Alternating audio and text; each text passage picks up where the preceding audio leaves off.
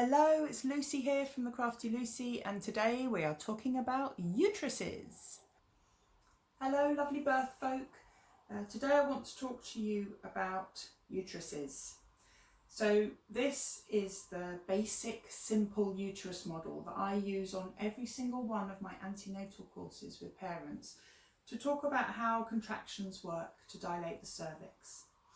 So when you receive your uterus model, I will already have done a bit of this, but it is worth giving it a really good stretch because over time this is going to loosen up, but we want it to be as stretchy as it can possibly be, as loose as it can possibly be. So give it a good old stretch, and then I use it with a doll. Now I like this doll. It's a very ancient old doll. I don't even know where I got this from, but I like her because she's particularly floppy. Now you can use any soft-bodied demonstration doll with this, and you would set this up before the parents see it. So this doll actually lives in this uterus most of the time. Now the way to get your doll into your uterus is just go for it. So feet first, open up the cervix, and we go feet and legs, bum and tummy. And then at this point I like to make sure that her legs are properly folded over because we want her bottom to be at the fundus.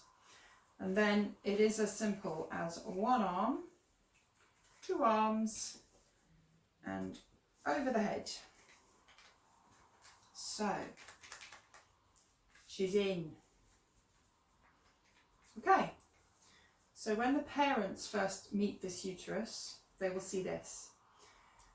And I like to start off by talking a bit about the anatomy. So we identify the fundus at the top here, the body of the uterus, and of course down here we have the cervix.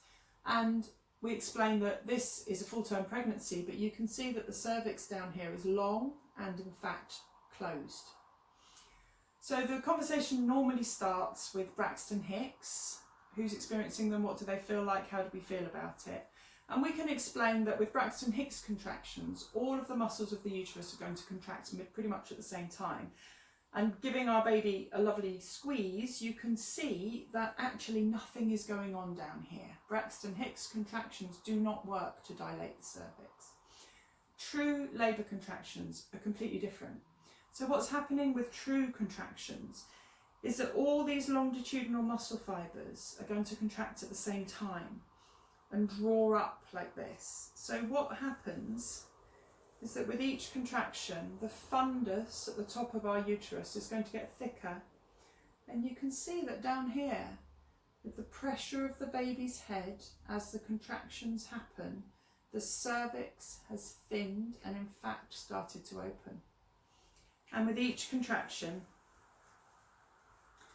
you can see that our cervix is dilating more and more, until eventually we get to the point where the cervix is the same diameter as the widest part of our baby's head. And this is what we call full dilation. And this leads on to some really, really useful discussion with the parents about how might a mother and the birth partners know when the woman has got to this point, even without a vaginal examination. But also how vaginal examinations work, why they're done, and maybe some of the implications of that about positioning potentially.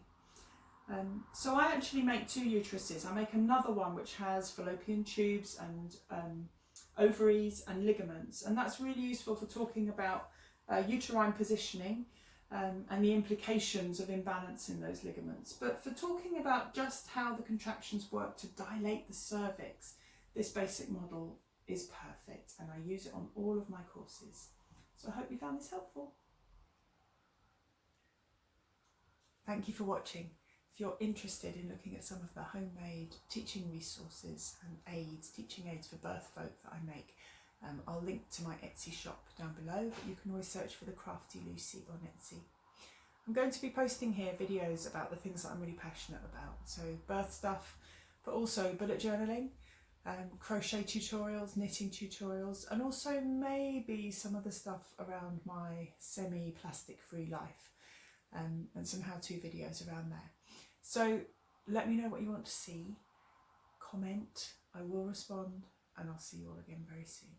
Bye.